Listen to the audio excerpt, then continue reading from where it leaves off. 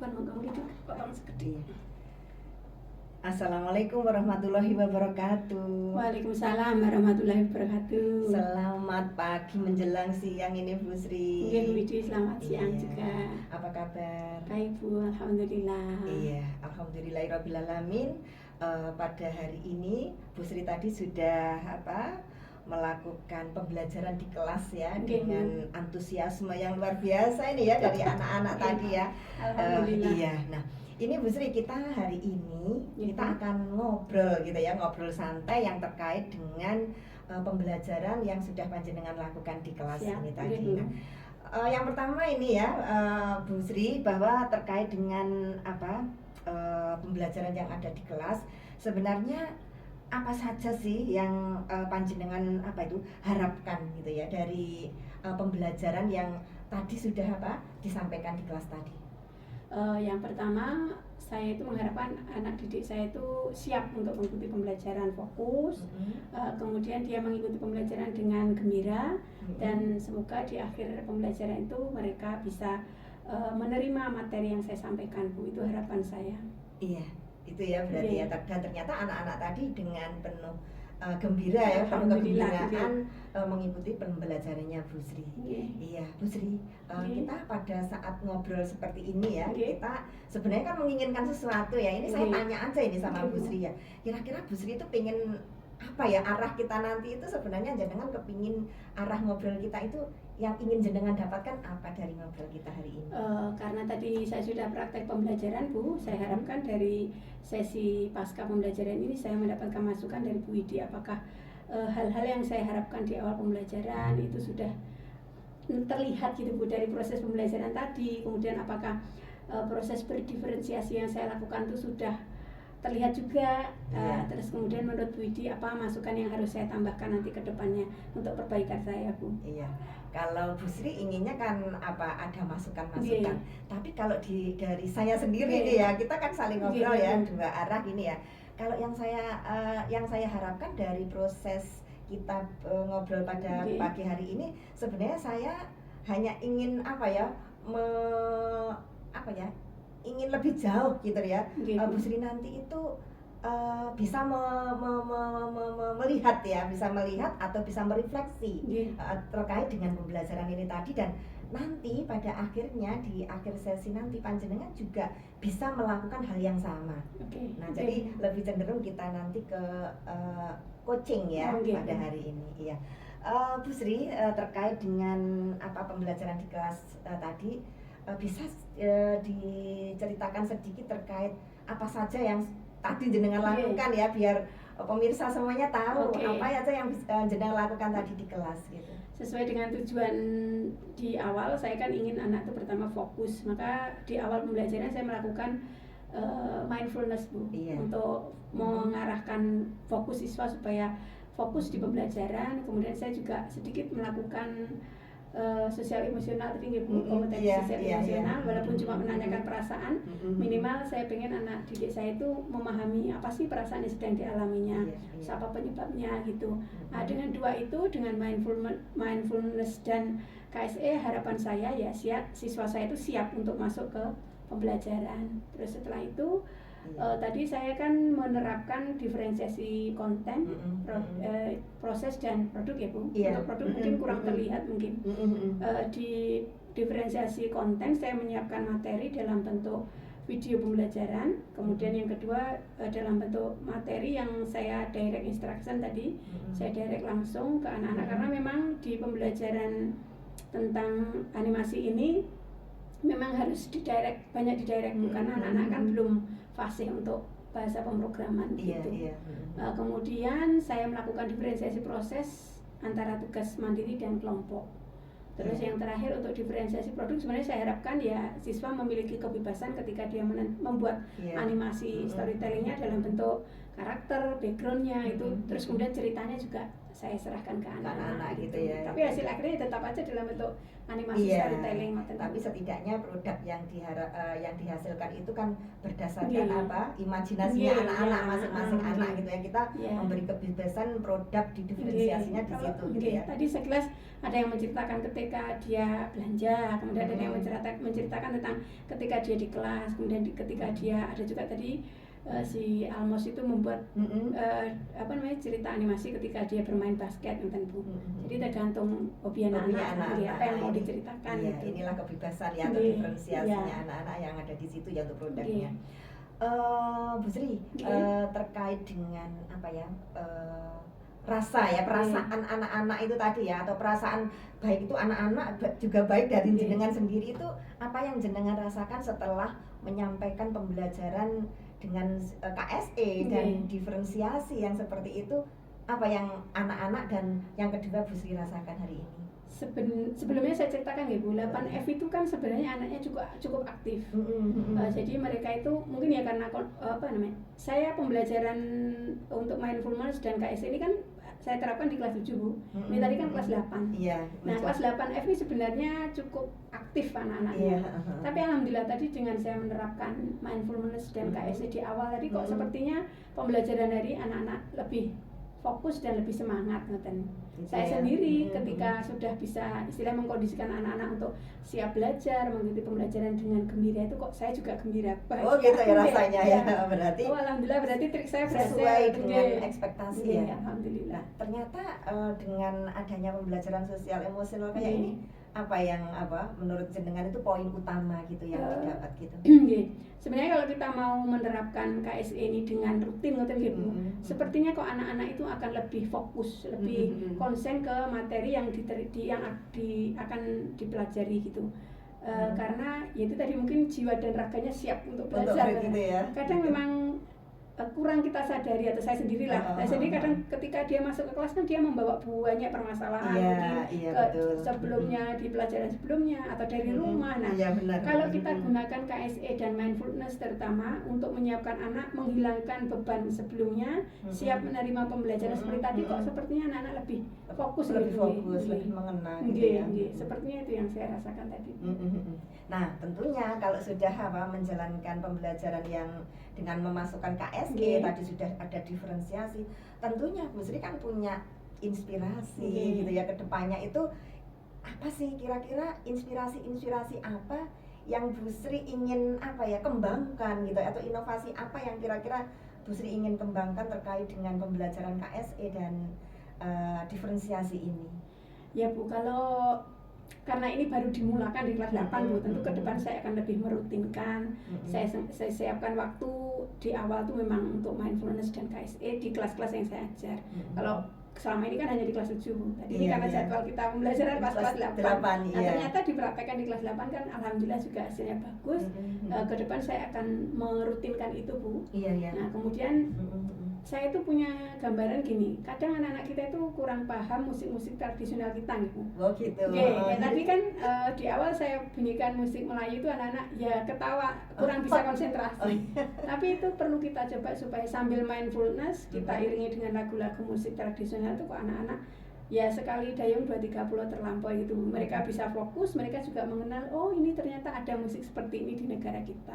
Oh gitu ya. Jadi mungkin itu. Untuk terkait dengan pemilihan musik itu mungkin juga lebih menyesuaikan menyesuaikan kepada tipenya anak. Tapi bukan tidak mungkin kita juga memperkenalkan berbagai jenis musik ya, gitu ya. Saya kok pengen seperti itu gitu. Nah mungkin musik apa sih sebenarnya yang ingin jenengan banyak loh Bu, kayak kemarin waktu kita mengikuti sesi elaborasi itu kan Pak Simon menggunakan musik yang di telinga saya itu kok enak, ternyata saya secek itu kok itu lagu-lagu di Borneo.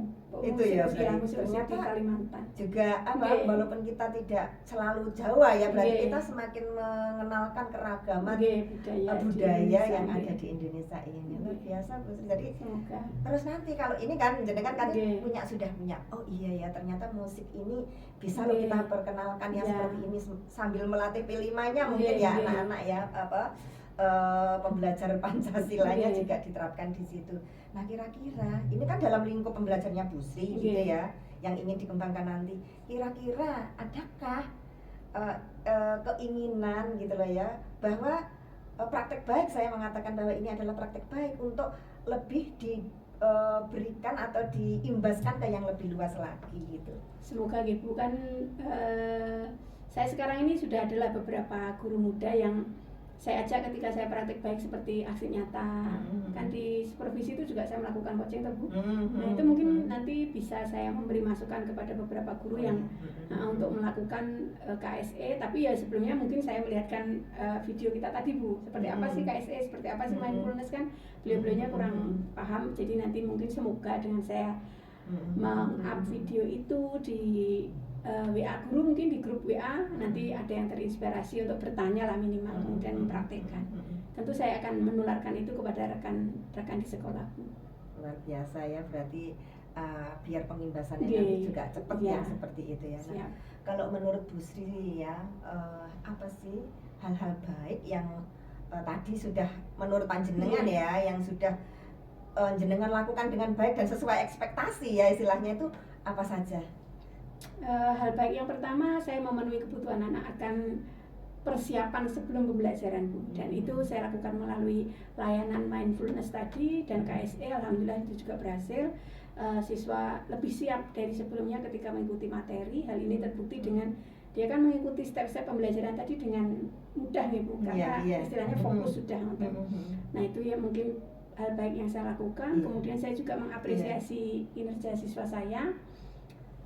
Terus di akhir pembelajaran tadi saya mengetes kemampuan anak dengan kuisis, itu juga salah satunya kan biar anak itu menjalankan kuis tapi dengan gembira gitu ya.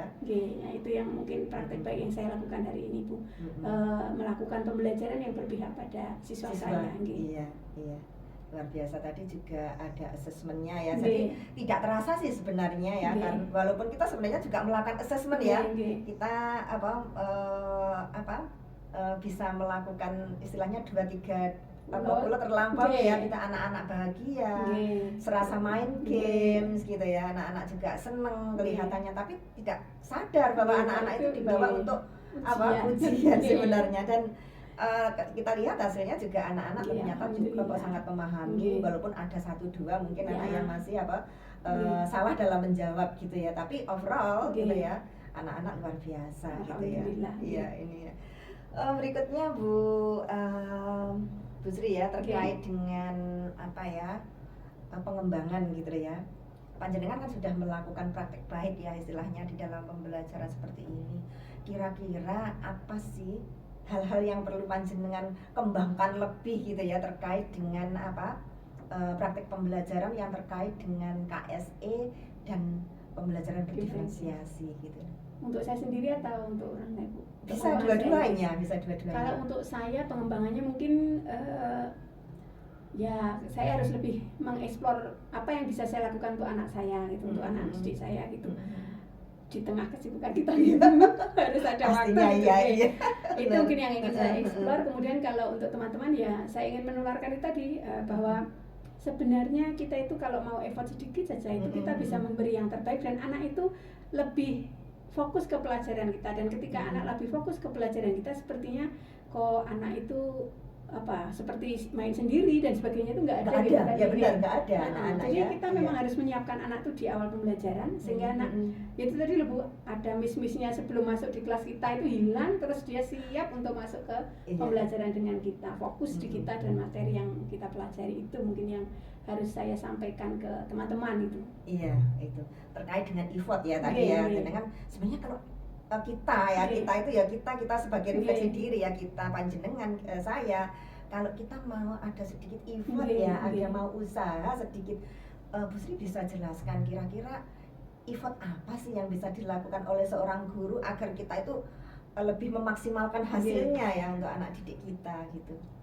Saya pernah baca itu bahwa guru itu sebelum masuk ke kelas itu, 1 harus paham materi yang akan diajarkan, 2 juga paham tentang runtutan dia mau ngapain nanti untuk materi ini, terus kemudian menyiapkan anak itu tadi Bu, gimana supaya anak itu bisa mengikuti proses yang kita inginkan. Nah itu mungkin 3 hal itu harus kita siapkan sebelum kita masuk ke kelas. Karena memang menurut yang saya baca di Ibu, masalah itu muncul ketika guru masuk kelas itu tidak siap. Wah, iya, akhirnya dia meracau kemana-mana tidak fokus dia. Akhirnya ketika anak pun ketika tidak siap kan juga dia liar gitu, tidak fokus, terus akhirnya menimbulkan masalah, sehingga apapun permasalahan di dalam itu sedikit saja itu menimbulkan masalah besar. Tapi kalau kita mau ya kembali itu tadi, kembali kita mau menyiapkan diri kita, oh aku sesuk ini ngajar ini, nah caranya gini, anak murid begini kan dulu. Nah itu mungkin meminimalis masalah yang muncul di pembelajaran.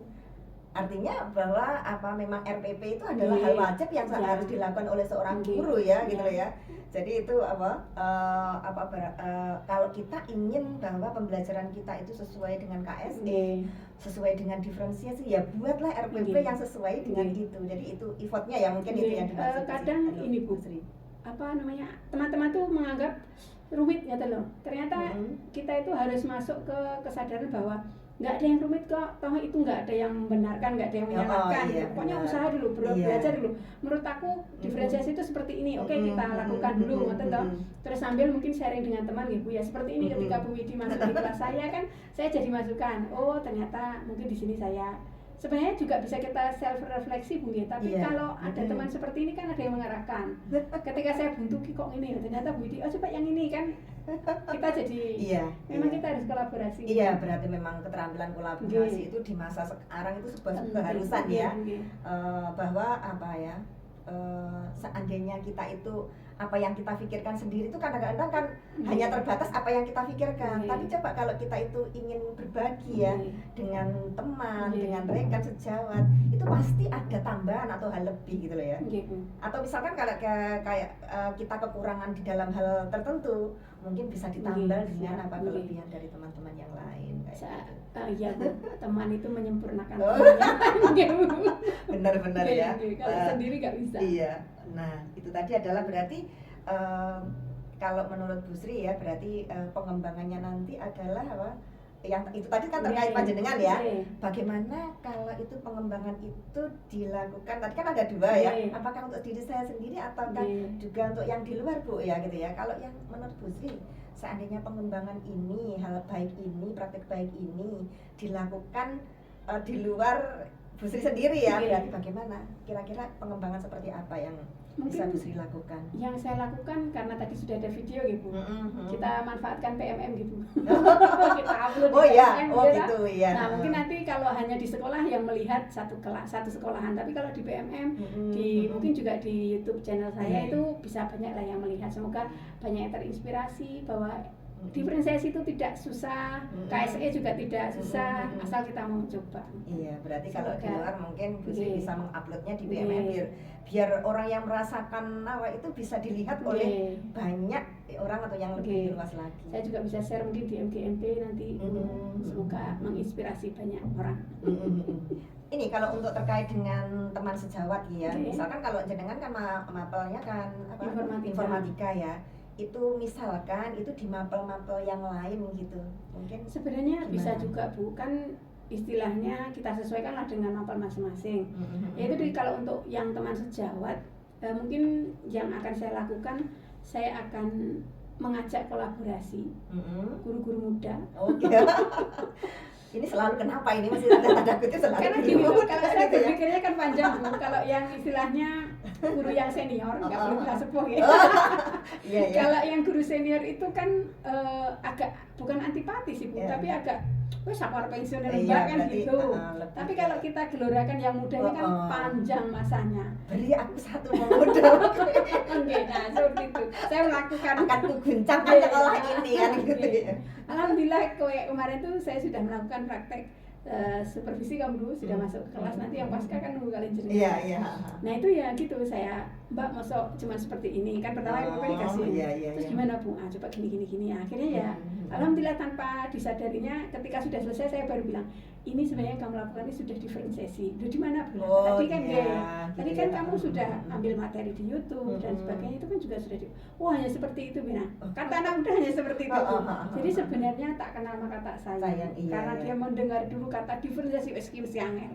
Padahal ternyata nah seperti itu mungkin trik saya Bu, tanpa mereka sadari saya sudah mengarahkan mereka untuk diferensiasi, dan ketika mereka sudah melaksanakan saya bilang bahwa itu loh diferensiasi, dan ternyata mereka walah mek ngono tok. Gitu. Berarti kalau bisa sedikit saya ambil dari apa yang disampaikan Bu Sri ya, bahwa nanti pengembangan panjenengan itu nanti selain yang pertama ya, jelas untuk diri sendiri ya. Yang kedua adalah nanti juga untuk teman sejawat gitu ya. Bisa nanti berupa supervisi klinis ya, berbagi praktik baik ke teman sejawat, dan yang lebih luas lagi ternyata diupload nih ya, misalkan kayak videonya nanti diupload di PMM ya. Nanti jadi bisa menginspirasi atau bisa diterima oleh masyarakat luas yang lebih luas lagi. Dan kalau saya lihat tadi juga di YouTube-nya di YouTube channelnya Bu Sri juga sudah mulai banyak gitu ya subscribernya. Saya sudah subscribe juga tadi. Terima kasih Bu Iji. Nanti saya sudah sudah ya. Oh ya seperti itu. Nah, kita sekarang tadi sudah pengembangan diri seperti itu ya. Kira-kira komitmen apa sih yang bisa panjenengan yang buat ya terkait dengan rencana aksi yang tadi sudah jenengan sampaikan tadi? Insya Allah saya akan berusaha konsisten Bu. Tanggung jawab dan apa yang sudah saya komitmen bahwa saya akan kita lewat podcast. Nanti ini bisa dilihat ya Bu. Iya. Saya akan komit ke diri saya, terus saya juga akan komit dengan itu tadi, saya akan tanggung jawab dengan bahwa saya akan mengajak teman-teman saya untuk mulai mengikuti pembelajaran berdiferensiasi dan KSE supaya anak kita itu siap belajar, anak murid kita, dan hasilnya maksimal Bu. Iya. Semoga. Nah, nanti gini, apa sih menurut panjenengan itu ukuran keberhasilan dari sebuah misalkan nanti jenengan kan punya angan-angan pengembangan dirinya seperti ini. Tolak ukur keberhasilan itu kalau menurut jenengan seperti apa? Kalau untuk diri saya sendiri, minimal saya bisa rutin di setiap kelas yang saya masuk itu saya laksanakan KSE dan mindfulness ya Bu. Iya. Kalau untuk rekan sejawat, saya berharapnya 2 lah dari teman-teman saya mengikuti jejak saya melakukan pembelajaran dengan diferensiasi dan KSE. 2 aja gitu ya. Karena dalam bayangan saya berarti nanti berarti bisa tolak ukurnya adalah sudah diimplementasikannya ya, yang terkait dengan pembelajaran KSE dan maupun tentang diferensiasi ya. Nah, ini ya, kira-kira nanti apa yang akan panjenengan lakukan untuk perbaikan pembelajaran ya, terkait dengan itu tadi kan sudah ada beberapa praktik praktik baik ya, tentunya mesti ada hal-hal yang saya seharusnya harusnya lebih puas lagi ya. Kira-kira apa sih Bu yang menurut jenengan masih saya ingin kembangkan lagi gitu? Kayaknya tadi itu kalau dari awal sampai akhir yang kurang betul itu dari awal saya tadi menyampaikan itu menyampaikan Ibu, yang kurang menurut saya di pembelajaran tadi itu penguatan ke siswa mungkin saya kurang Ibu. Terus kemudian saya juga touching ke anak itu kurang kayaknya, saya cenderung pendekatan ke anak itu lebih misalkan kayak penguatan. Nah, kira-kira kalau di dalam hal penguatan karena menganggap jenengan kan masih merasa kurang kan ya, atau sentuhan ke anak juga mungkin merasa panjenengan masih kurang. Kira-kira apa sih yang bisa panjenengan lakukan terkait dengan penguatan maupun sentuhan biar lebih maksimal lagi gitu. Ke depan yaitu saya membagi, istilahnya saya akan lebih fokus. Kalau tadi kan kayaknya ada sisi yang saya belum sentuh gitu. Nah, mungkin karena tadi juga waktu gitu. Iya. Jadi mungkin dalam pembelajaran berikutnya saya akan berusaha supaya saya itu imbang antaranya sebelah kiri kanan. Terus kemudian anak yang saya sentuh juga, istilahnya sentuh itu pendekatan ya Bu. Itu tidak hanya itu saja, mungkin nanti bisa lebih ke semuanya, sehingga semua anak merasa bahwa merasakan gitu ya, diperlakukan sama gitu ya. Iya. Semoga. Oh iya. Ini ya, berarti ini saya tunggu nanti, berarti sudah punya inovasi pengembangan ya. Siap. Kemudian nanti rencana tindak lanjutnya ya, yang kami tunggu terkait dengan pengembangan yang sudah panjenengan sampaikan di sini tadi ya. Begini Bu, nanti terkait dengan pengembangan kan gitu ya. Otomatis kan Bu Sri sudah melakukan pembelajaran berdiferensiasi maupun dengan KSE. Nah, ini nanti kita akan istilahnya petagih ya, kalau tagih kok terlalu kayak hutang ya. Kita minta gitu ya Bu Sri nanti adalah juga melakukan hal yang sama yang seperti ini. Panjenengan nanti bisa ambil satu teman sejawat gitu ya, yang kira-kira bisa panjenengan ajak bekerja sama, itu tadi ya, berkolaborasi. Berarti untuk membuat RPP yang terkait dengan KSE maupun berdiferensiasi. Selanjutnya panjenengan koreksi gitu ya. Nanti panjenengan membuat apa? Oh, ini yang memberi masukan, ini yang seperti ini. Selanjutnya buat kesepakatan kapan bisa mengadakan gitu ya. Mengadakan prawawancara ya istilahnya ya. Terus kemudian panjenengan mengikuti juga pada saat nanti di kelas ya. Terus kemudian melakukan observasi. Yang tadi ada pra-observasi, terus kemudian observasi di kelas. Selanjutnya nanti pasca. Panjenengan nanti melakukan coaching gitu ya kepada teman sejawat yang seperti itu ya. Jadi hasilnya ini nanti akan disampaikan pada saat nanti di PI yang berikutnya, di PI 5. Begitu ya Bu Sri ya, luar biasa pertemuan pada pagi menjelang siang hari ini. Banyak hal yang kita dapat ya, dari saya mulai dari pra observasi sampai di observasi di kelas sampai dengan pasca observasi ini. Terima kasih Bu Sri untuk waktunya. Terima kasih juga waktunya Budi membersama kami. Sama-sama. Sebentar, ini masih satu ini ya. Kita adalah refleksi ya untuk hari ini pada proses pembicaraan atau coaching ini, sebenarnya apa sih yang sudah cukup gitu ya, sudah cukup baik, dan apa sih yang masih perlu diperbaiki begitu. Kalau menurut saya dari sesi kita berdiskusi di akhir setelah saya melakukan pembelajaran tadi, rasanya saya sudah cukup Bu, saya sudah merasa Bu Widi sudah berhasil mengeksplor apa yang saya rasakan terkait refleksi diri saya, apa yang menurut saya sudah baik saya laksanakan dan apa yang belum saya laksanakan. Dengan sudah membimbing saya, sudah menuntun saya dengan hebatnya Bu, alhamdulillah. Tapi kan saya kan tidak menggurui kan ya istilahnya, tanpa terasa Bu Widi sudah membawa saya gitu. Oh gitu ya. Kadang refleksi memang kalau tidak diarahkan mungkin dia agak susah gitu. Benar. Kadang subjektivitas kan keluar, aku sudah berhasil kok kan gitu. Tapi ketika kita ditanya melalui sesi coaching seperti ini, kayaknya memang kayak kurangan gitu. Oh gitu ya. Siap. Iya, itu cukup ya. Terima kasih Bu Sri ya. Mohon maaf jika ada beberapa kata, ucapan atau tingkah laku selama mendampingi panjenengan. Terima kasih gitu ya. Terima kasih. Sami-sami. Terima kasih SMPN 2 ya yang sudah memfasilitasi podcast ini ya. Wassalamualaikum warahmatullahi wabarakatuh. Waalaikumsalam warahmatullahi wabarakatuh. Bantu.